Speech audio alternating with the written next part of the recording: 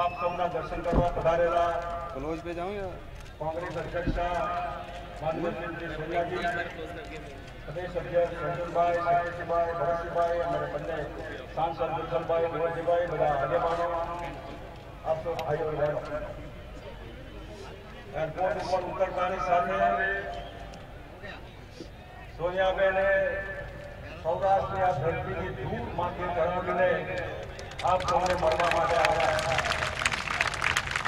आवतानी साथे रामकृष्ण मिशन में रामकृष्ण परमहंस शारदामणि देवी ने विवेकानंद जी की प्रतिमा आगे साष्टांग दंडवत प्रणाम करीने आपना दर्शन नहीं पधार्या। મને યાદ આવે છે શ્રીમતી ઇન્દિરાબેન અંબાજીના દર્શન કરવા એકદમ સાષ્ટાંગ દંડવત કરીને આશીર્વાદ લીધેલા એ દ્રશ્ય મને સોનિયાબેન ગાંધીમાં દેખાયું।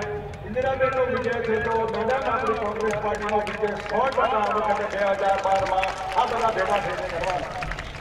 आ सौराष्ट्र संतो महंतों की भूमि, गांधीजी की भूमि, सोमनाथ की भूमि, कृष्ण सुदामानी ने द्वारकेश की भूमि, बजरंगदास बापू की भूमि, मां खोडल की भूमि, शिक्षणना उमिया माता की भूमि આવી એવી ભૂમિમાં આ સૌજાને સંદેશો પ્રાપ્ત કરવા આવ્યા ત્યારે મારે એટલું જ કહેવાનું કે બેન જ્યારે હમણાં ખભા ગાડીના ડેલામાં ગયા ત્યાં ગાંધીજીનો એક સંદેશો હતો કે મરતા સુધી પણ સત્ય નહીં છોડવું જોઈએ।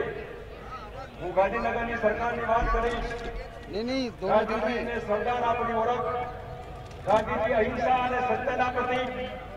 આ ગાંધીનગરમાં ગાંધીજીના અને ગાંધીજીના વિચારોના ખૂણીને ગોડસેની ઓલાદ જે બેઠી છે એને કાઢવા માટેનો લોકો આવી ગયો છે આપણા હાથમાં।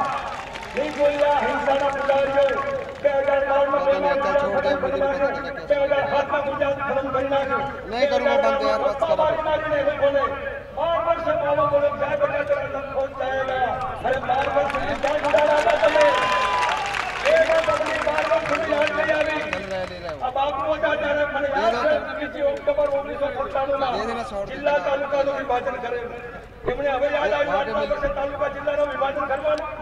એમને સલાહજીને ચીફ સેક્રેટરી બનાવ્યા એટલે એક ગામડું રાજ્ય બનવાનું। આપણે સમજવાનું કે આ ગપ્પા અને ગપોડીને ગપોડી સરકાર જે છે એને કાઢવા માટેનો લોકો આપણી સુખાકારી માટે। અને એ સુખાકારી એટલે કપાસ બટોકો ખેડૂત હોય। યાદ કરો કે જિંદગીમાં સોનિયાબેન ગાંધીના આશીર્વાદથી એટલો બધો ભાવ કપાસનો આપેલો, દાળ ચોળ કાઢી નાખેલો, વીજળીના ભાવ ઓછા કરેલા। ફરી દાળ ચોળ કાઢવો હોય, ફરી વીજળીના ભાવ ઓછા કરવા હોય, ફરી મીટર કાઢવું હોય તો ગાંધીનગર વાળાને કાઢો। સાંજે આજે ચૂંટણી નક્કી થશે। આપ બધા કોંગ્રેસને ગાંધીનગરમાં બેસાડીને ભાજપને ગાંધીને ગાંધીજીના વિચારોને, સત્ય અને અહિંસાના વિચારોને સાકાર કરશો। એ શબ્દો સાથે આપનો આભાર। જય માતા।